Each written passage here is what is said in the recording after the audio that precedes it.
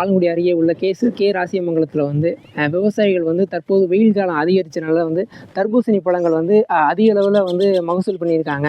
இப்போ வந்து அதிக அளவில் வந்து வரத்து அதிகமான நிலையில் வந்து நிலத்திலே வந்து இப்போ வந்து தர்பூசணி பழம் வந்து அழுகிட்டு இருக்கு.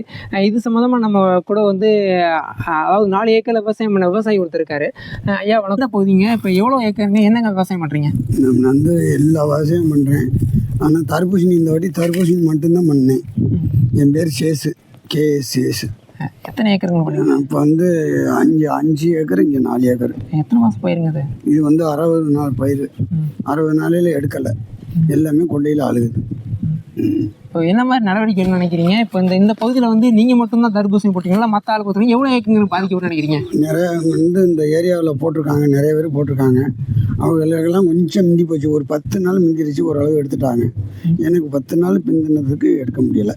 இப்போ இது சம்மந்தமாக வந்து அதிகாரிகள் எதுவும் பார்வையிட்டாங்களா? இப்போ என்னென்ன மாதிரி எதுவும் கோரிக்கை வச்சுருக்கீங்களா? என்ன மாதிரி உங்களுக்கு நடவடிக்கை எதிர்பார்க்குறீங்க? நான் வந்து ஏதாச்சும் வந்து உதவி பண்ணுவான்னு நான் இப்போ தான் கோரிக்கை சொல்கிறேன்.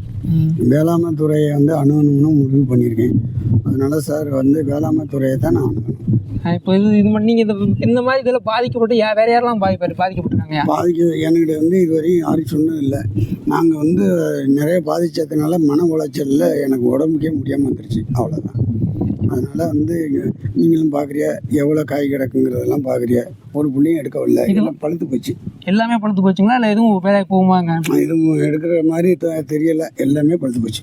எத்தனை டன்னுங்க லாஸ்ன்னு நினைக்கிறீங்க? எவ்வளோங்க சேதமாயிருக்கு? எனக்கு 60 டன்னு வரும் சார். இந்த 4 ஏக்கருக்கு 60 டன் வரும்.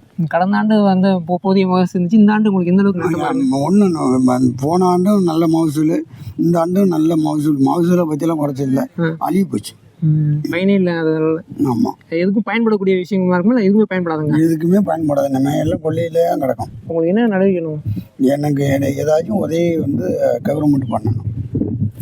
தற்போது கேட்டீங்க, இவங்க வந்து எவ்வளோ துயரத்தில் இருக்காங்கன்னு தெரியுது. அதாவது வந்து தாங்க வந்து வேர்வை சிந்து வைத்த வந்து அந்த விளைவிச்ச நிலம் வந்து தர்பூசணிகள் வந்து அவங்க விளைச்ச நிலையிலே அழுகிட்டு இருக்கு. இதுக்கான உரிய அதிகாரிகள் வந்து சம்மந்தப்பட்ட அதிகாரிகள் உரிய நடவடிக்கை இந்த போர்க்கால அடிப்படையில் எடுக்கணும் என்பதே இந்த விவசாயிகள் கோரிக்கையாக இருக்குது. புதுக்கோட்டையிலிருந்து நியூஸ் 18 தமிழ்நாட்டு செய்திகளுக்காக ரியாஸ்.